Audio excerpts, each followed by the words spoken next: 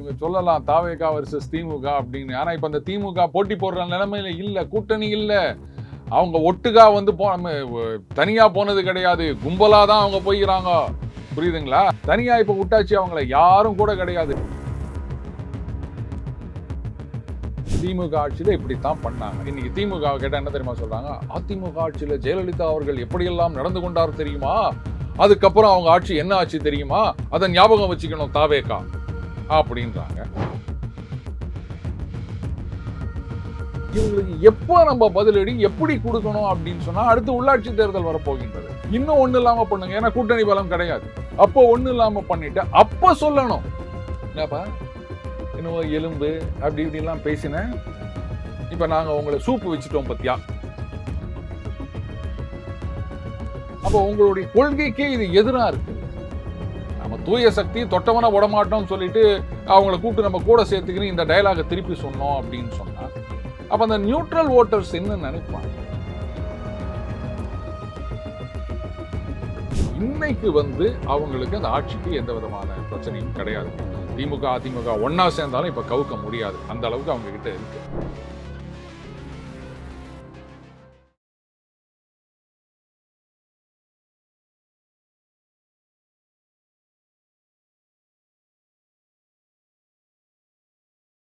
வணக்கம் அருண் சார்.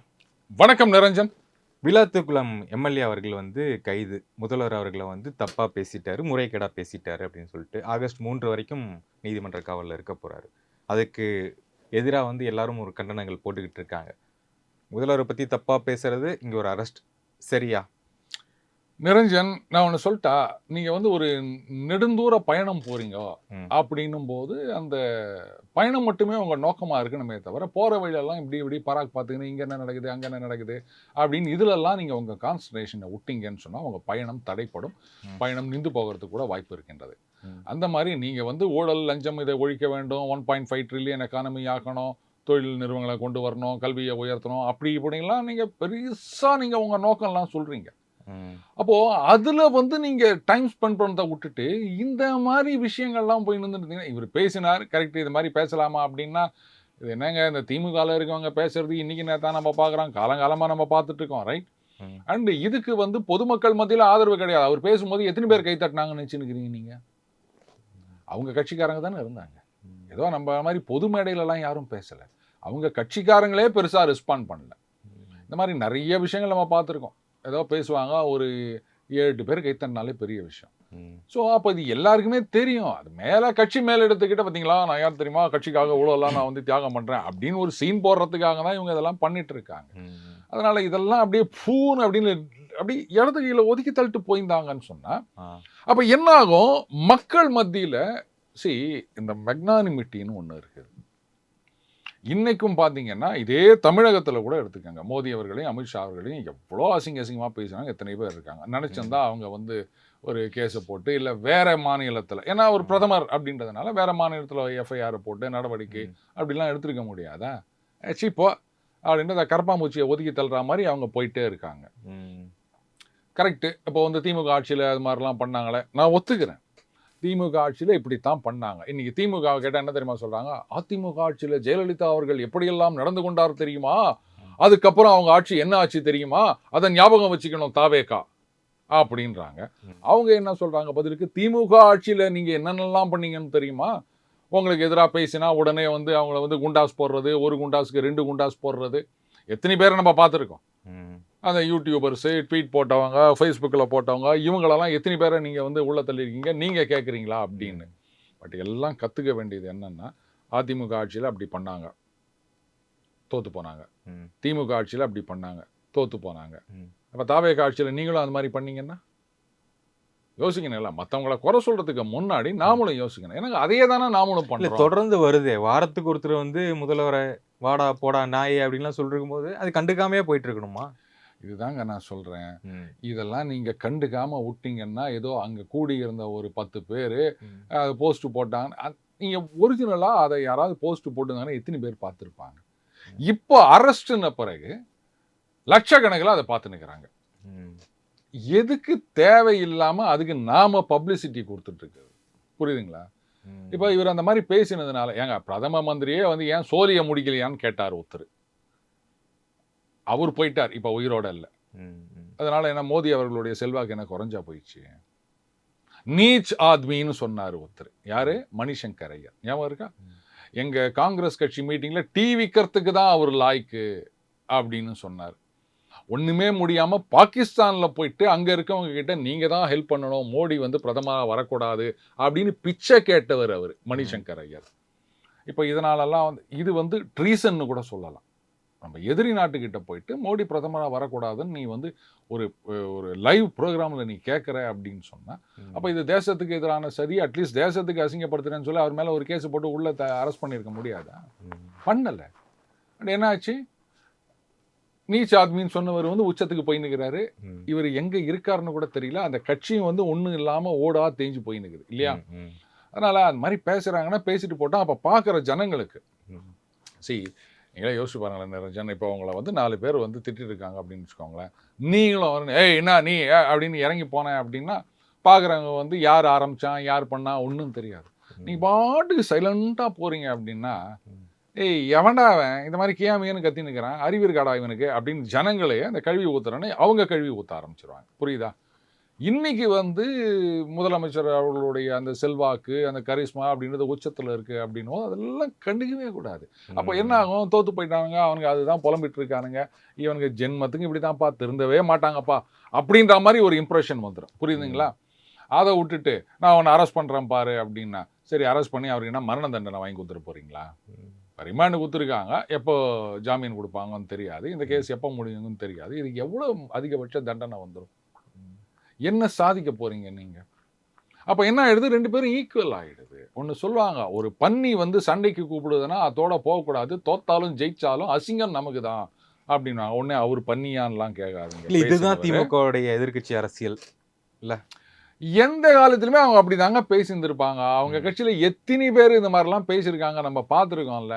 அங்கே மகளிர் கமிஷன் டெல்லிக்கு அனுப்பிச்சிக்கிறாங்க, இங்கேயே வந்து அரெஸ்ட் பண்ணிக்கிறாங்க, இங்கேயே கட்சியை விட்டு தூக்குவாங்க, மறுபடியும் வருவார், தூக்குவாங்க, மறுபடியும் வருவார். எவ்வளோ கேவலமாலாம் பேசிக்கிறாங்க அவங்க. இதுனா புதுசாக இன்றைக்கி தான் நம்ம பார்க்குறோம். திமுகனா அதுதான் அப்படின்னு ஆகிப்போச்சு. அப்போ ஏற்கனவே தோத்துக்கிறாங்க, இந்த தடவை கூட்டணியும் இல்லை அப்படின்னும் போது நீங்கள் கண்டுக்காமல் விட்டாலே இன்னும் அசிங்கப்பட்டுக்குன்னு அவங்க கீழே தான் போவாங்களே தவிர அந்த கட்சிக்கு நீங்கள் ஒரு உத்வேகத்தை கொடுத்து போடாதீங்க. அதுதான் நான் சொல்றது. இல்லை, அவருமே வந்து இன்னுமே அவங்க தான் எனக்கு போட்டி, திமுக டிவிக்கே அப்படிங்கிற நிலைப்பாடு தானே சொல்லிக்கிட்டே இருக்காரு. ஏன்னா வேற யாரும் வரக்கூடாது அப்படிங்கிறக்காக இல்லைங்க. இப்ப சிக்கல் என்னன்னா, இவங்க சொல்லலாம் தாவேகா வர்சஸ் திமுக அப்படின்னு. ஆனா இப்ப அந்த திமுக போட்டி போடுற நிலைமையில இல்ல, கூட்டணி இல்ல. அவங்க ஒட்டுக்கா வந்து தனியா போனது கிடையாது, கும்பலா தான் அவங்க போய்கிறாங்க. புரியுதுங்களா?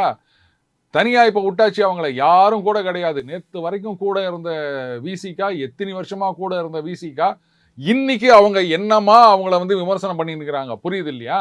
அதனால தனியாகிறாங்க அப்படின்னும் போது புலம்பிட்டு தான் இருப்பாங்க. புலம்பு விட்டுட்டு இவங்களுக்கு எப்போ நம்ம பதிலடி எப்படி கொடுக்கணும் அப்படின்னு சொன்னா அடுத்து உள்ளாட்சி தேர்தல் வரப்போகின்றது.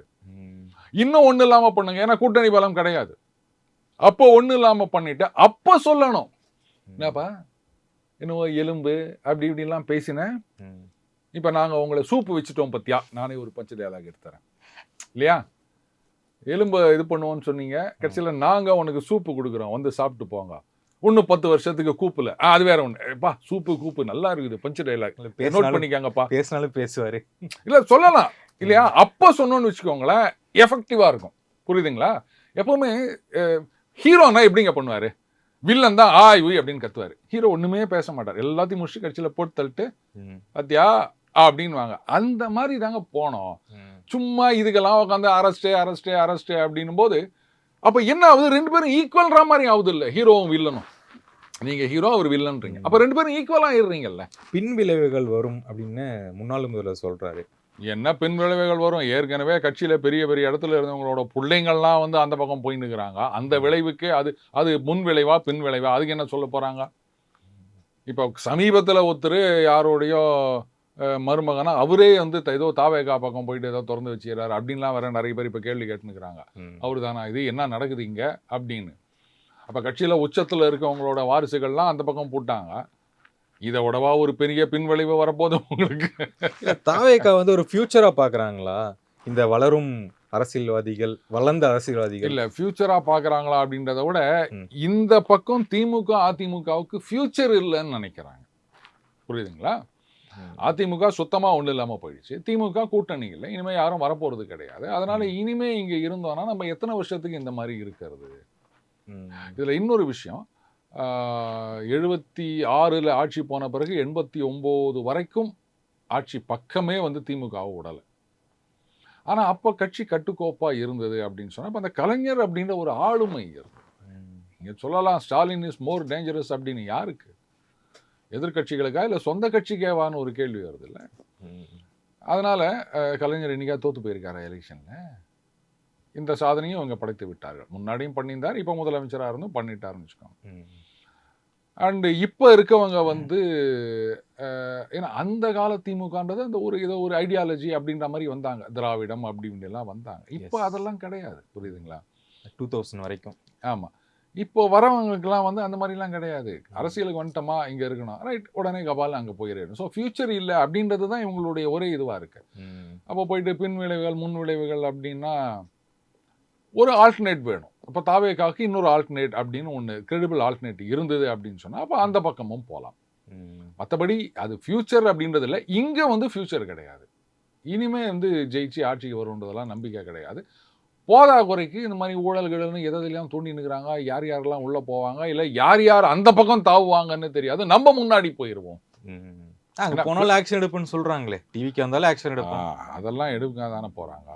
செந்தில் பாலாஜி அவர்கள் அதிமுகவில் இருந்து திமுகவில் போலையா? என்ன ஆக்ஷன் எடுத்தாங்க? ம். அவ்வளோதான்.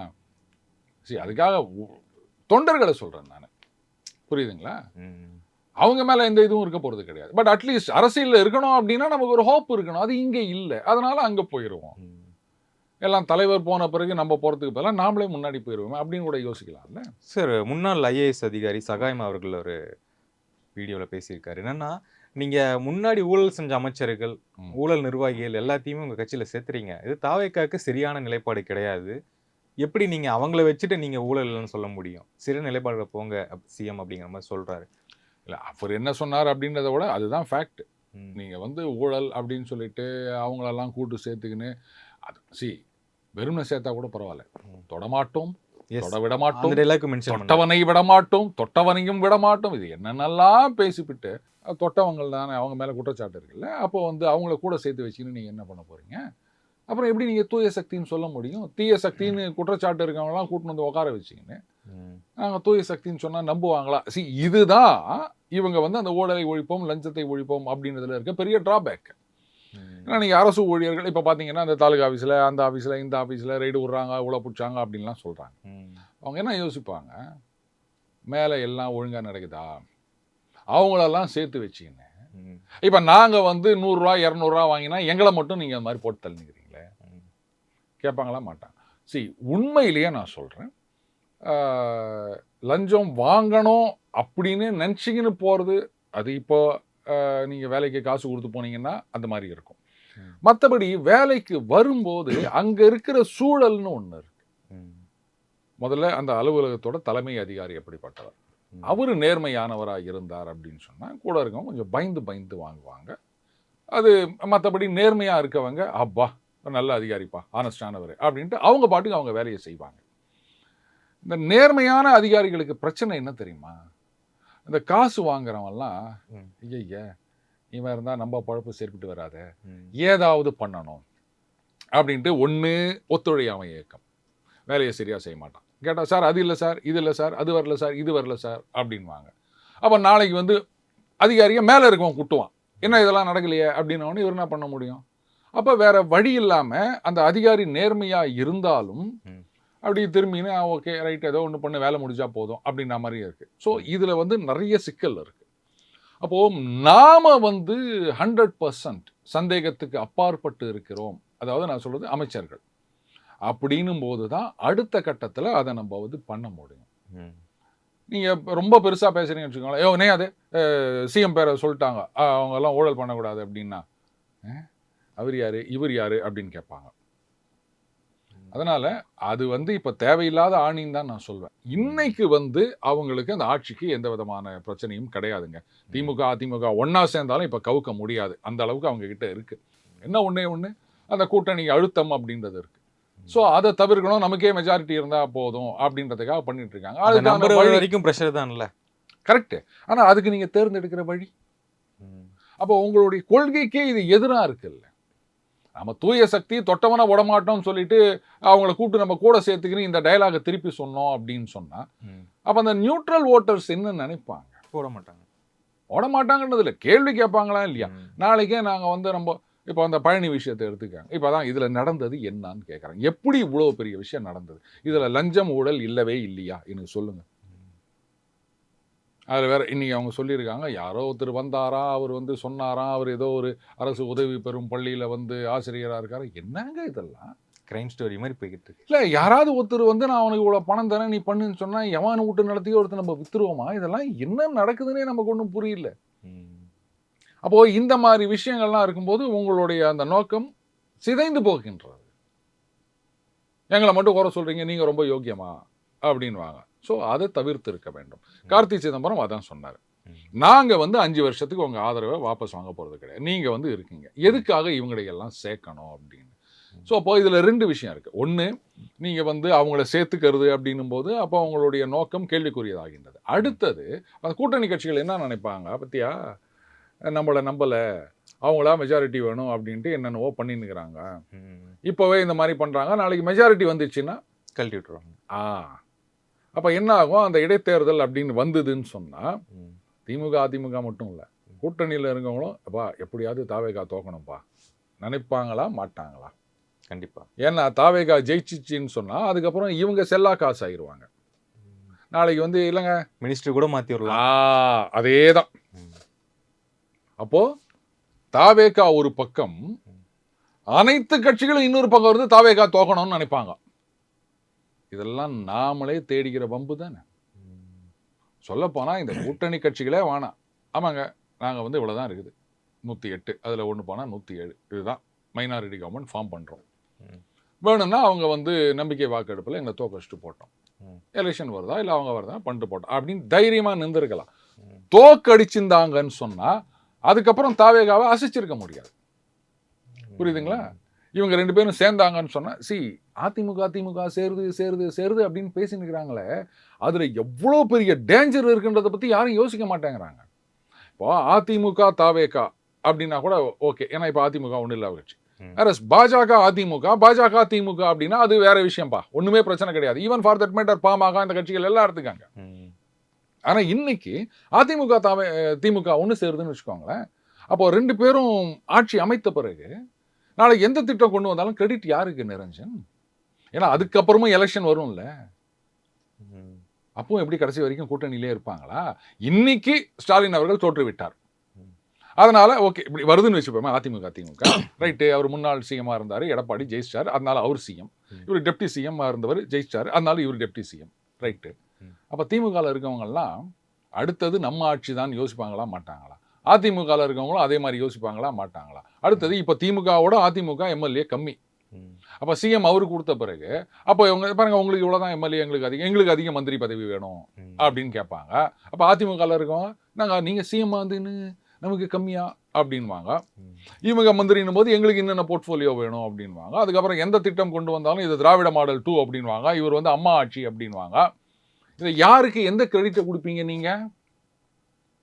ஸோ பேசலாமே தவிர அது வந்து நடைமுறைக்கு ஒத்து வராது. ஸோ இதை புரிஞ்சுக்கின்னு மைனாரிட்டி கவர்மெண்ட்னு ஃபார்ம் பண்ணிட்டு அப்படியா கவுக்குறீங்களா, கவுத்துக்காங்க, மறுபடியும் எலெக்ஷன் வரட்டும். இல்லை நீங்கள் 2 பேரும் சேர்ந்தீங்கன்னா எந்த லட்சணத்தில் இருக்குதுன்ற ஜனங்க பார்க்க தான் போகிறாங்க.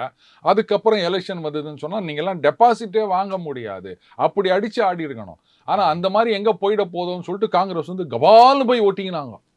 இவங்க அந்த மாதிரிலாம் மேலே வந்துடக்கூடாது அப்படின்றதுக்காக சேர்ந்து கெடுத்தாங்க காங்கிரஸ். இதான் நான் சொல்வேன். தனியாக இருந்திருந்தாலே அது மட்டும் இல்லை, நீங்கள் ஃபார்ம் பண்ணிட்டீங்கன்னு தெரிஞ்சிருந்ததுன்னா அதுக்கப்புறமா ஒவ்வொருத்தரா வருவாங்க. அப்போ சொல்லலாம் நாங்கள் யாரையும் கூப்பிடல, நீங்களா வந்தீங்க அப்படின்னு ஒரு கெத்தோட இருந்திருக்கலாம். புரியுதுங்களா? இருந்தாருங்க இல்லாட்டி போங்க, அவ்வளோதான். நானா கூப்பிட்டேன், நீங்கள் தானே வந்தீங்க, நாங்கள் மைனாரிட்டி கவர்மெண்ட், முடிஞ்சா ஆட்சியை கவுத்துக்காங்கன்னு சொன்னோம். அதுக்கு யாரும் தயாராக இல்லை. இப்போ நீங்களா ஒவ்வொருத்தரா வரீங்க, வாங்க ஆதரவு கொடுத்தா ஏத்துக்கிறோம், வெளில போறீங்களா போங்க அப்படின்னு அவர் ஒரு தெம்பா இருந்திருக்கலாம். எல்லாத்தையும் விட்டு தள்ளலாம். இன்னொரு பக்கம் வந்து விஜய் அவர்கள் தான் வைகோவிடம் வந்து பேசுறாரு. நீங்க வாங்க பார்த்துக்கலாம். 2 எம்எல்ஏ கூப்பிட்டு வாங்க அப்படின்னு சொல்றாரு. எங்க வந்தாங்க 2 எம்எல்ஏ? வரல. நேத்தைக்கு வந்து வைகோ அவர்கள் விஜயன் காலில் விழுந்து விட்டார். அப்படின்னு யார் சொன்னது? நாஞ்சில் சம்பத் அவருடைய அவர் எப்பவாச்சும் சில சமயம் உண்மையை பேசுவார், இல்லையா? பின்ன இல்லன்றீங்களா? அண்ணா நாசா சொன்னது பொய்ன்றீங்களா? அண்ணன் நாசா வந்து இப்ப எந்த தாவேக்கால மீனிங்ல தானே சொல்றாரு? எந்த இதுல என்ன ஒரே மீனிங் தானே, இதுல என்ன டபுள் மீனிங் இருக்கு? ம். ஏன்னா நேத்து வரைக்கும் அவர் என்ன சொல்லியிருந்தாரு, ஸ்டாலின் அவர்களுக்கு பாதுகாப்பு வளையம்னு சொன்னாரு, கலைஞருக்கு சத்தியம் பண்ணி கொடுத்தேன்னாரு. இன்னைக்கு அதே டயலாக இங்க வந்து சொல்லியிருக்கிறாரு. நாசாவும் அப்படிதான். அங்க அதிமுகவில் இருக்கும்போது திமுகவை பார்த்து கமிஷன், கலெக்ஷன், கரப்ஷன் அப்படின்னாரு. அதுக்கப்புறம் அதிமுக விட்டு வெளில வந்த உடனே இவங்க கிட்ட இருந்தது அவங்கள பார்த்து கமிஷன், கலெக்ஷன், கரப்ஷன் அப்படின்னாரு. அவரும் இவரும் ஒன்று தான், 2 பேரும் ஒரே கட்சியில் தானே இருந்தாங்க. அதனால் அவர் சொன்னால் கரெக்டாக, சில சமயம் எப்போவாச்சும் உண்மையை பேசுவார்னு நினைக்கிறேன். அந்த மாதிரி ஏதோ உண்மையை பேசுகிறாருன்னு நினைக்கிறேன். அதான் வேற ஒன்றும் இல்லை. பிள்ளைக்காக என்னென்னலாம் அசிங்கத்தை தாங்க வேண்டியதில்லை. இப்போ அண்ணன் வைகோ வந்து ரொம்ப வீராவேசமாக ஒரு ஸ்டேட்மெண்ட் கொடுக்க சொல்லுங்களா பார்க்கலாம். என்னை வந்து இது மாதிரி அசிங்கப்படுத்திட்டார் நாசா, அவர் கட்சியை விட்டு தூக்குங்கன்னு சொல்லுவாரா? சொன்னா அவர் வந்து அவர் பேசுகிற மாதிரி எப்படி நரம்பு பிடிக்க பேசுகிற மாதிரி நல்ல வீரமான அரசியல்வாதின்னு ஏற்றுக்கலாம். சொல்லலைன்னா அப்போ நாசா சொன்னது உண்மைன்னு தான் ஆயிரும் இல்லையா? அப்போ வைகோ அவர்களுக்கு இது ஒரு சரியான சேலஞ்ச். நாசாவை கட்சியை விட்டு தூக்க வேண்டும், அவர் மீது நடவடிக்கை எடுக்க வேண்டும். எடுப்பாங்களா? குறைவு தான். அப்போ நாசா சொன்னது கரெக்டு தானே. அதைத்தான் நான் முன்னாடியே சொன்னேன், அண்ணன் எப்போவாச்சும் உண்மையை சொல்வாருன்னு. உண்மையாயிடுச்சா? உங்கள் வாயிலேருந்து வர வச்சிட்டேன்னா? Okay, coming back to cricket மாதிரி கம்மிங் பேக் டு சினிமா. ஓ, அவரு பொலிட்டிஷியன் ஆயிட்டாரு. இருந்தாலும் அந்த சினிமா அவருடைய கடைசி படம் எம்ஜிஆருக்கு பிறகு ஒரு சிஎம்மா ஒரு படம் ரிலீஸ் ஆகுது அப்படிங்கிற ஒரு விஷயம் இருக்கு. பொதுச் செயலாளர், தாவேக்கன் பொதுச் செயலாளர் திருவிழாவை போல கொண்டாடுங்கள் அப்படிங்கிறாரு. இன்னொரு பக்கம் ஒரு அமைச்சர் வந்து நான் 3 hours பர்மிஷன் கேட்குறேன், போய் என்னோட ரசிகனா போய் நான் படத்தை பார்க்கணும், தலைவர் படத்தை அப்படிங்கிறாங்க. ஜனநாயகம் பற்றி என்ன உங்களுடைய ஒப்பீனியன்? இந்த கருத்துக்கெல்லாம் என்ன ஒப்பீனியன்? இல்லை, ஒவ்வொரு அமைச்சர்களும் எங்கெங்கேயோ போய் நிகழ்ச்சியில் கலந்துக்கிறாங்க, ரீல்ஸ் எல்லாம் போடுறாங்க, அந்த பாறைக்கடியில் படுத்துங்கெல்லாம் பார்க்குறாங்க. இதெல்லாம் வந்து பர்மிஷன் கேட்டு தான் போகிறாங்களா? இன்னும் புதுசாக பர்மிஷன் கேட்குறது அப்படின்னு இருக்குது. இல்லை அமைச்சர்கள் வந்து சினிமா பார்க்குறதே இல்லை, பொழுதுபோக்கில் கலந்துக்கிறது இல்லை, அவங்க வந்து குடும்பத்தோட டைம் ஸ்பெண்ட் பண்ணுறதே இல்லையா? இதெல்லாம் ஒரு ஷோ தான், வேறு ஒன்றும் கிடையாது. சினிமான்னு வந்தாச்சுன்னா ஷோ தான் நம்பர் 1. அடுத்தது, சினிமாவை கொண்டாடுகின்ற ஒரு மாநிலம் எப்படி இருக்குன்னு யோசிச்சு பாருங்க. இப்போது அந்த நீட் தேர்வில் நம்ம பசங்க 12 பேர் டாப்பில் வந்திருக்காங்க. அவங்களாம் என்ன சொல்கிறாங்க? No mobile, no TV, no cinema. இந்த மாதிரி படிப்பில் முன்னேறிய பசங்க எல்லாமே இப்படி தான் சொல்லுவாங்க. அந்த நல்ல மார்க் வாங்குகிற பசங்கள்லாம் வந்து இது மாதிரி சினிமாவுக்கு போய் சுற்றுறது, கட் அவுட்டுக்கு பால் ஊற்றுறது, இந்த மாதிரிலாம் யாரும் பண்ணதே கிடையாது. சினிமா வருதா வரட்டும், பார்க்குறீங்கன்னா நல்லா இருக்குதா நல்லா இருக்குது, அவ்வளோதான். அதை விட்டுட்டு அதை திருவிழா மாதிரி கொண்டாட வேண்டிய அவசியம் என்ன? ஆனால் இங்கே இந்த விக்ரம் 1 அப்படின்னு சொல்லிட்டு ஆர்பிட்டில் ராக்கெட்டை கொண்டு போய் நிறுத்திக்கிறாங்க. அதை நம்ம கொண்டாட மாட்டேங்கிறோம். ஹைட்ரஜன் ட்ரெயின் சொல்லப்போனால் அந்த ப்ரைவேட் கம்பெனி ஒன்று இந்த மாதிரி பண்ணது அப்படின்றது வந்து அமெரிக்கா, சைனாக்கு அடுத்தது தான். 3வது இந்தியா மட்டும்தான், வேறு எந்த நாடுமே கிடையாது. யூரோப்பில் இருக்க ஒரு நாட்டுக்கு கூட அந்த கெப்பாசிட்டி கிடையாது. நாம் அதை சாதிச்சு காமிச்சிருக்கோம். அதை யாரும் கொண்டாடலை. ஹைட்ரஜன் ட்ரெயின் ஒன்று ரன் பண்ணியிருக்கோம், அதை யாரும் கொண்டாடலை.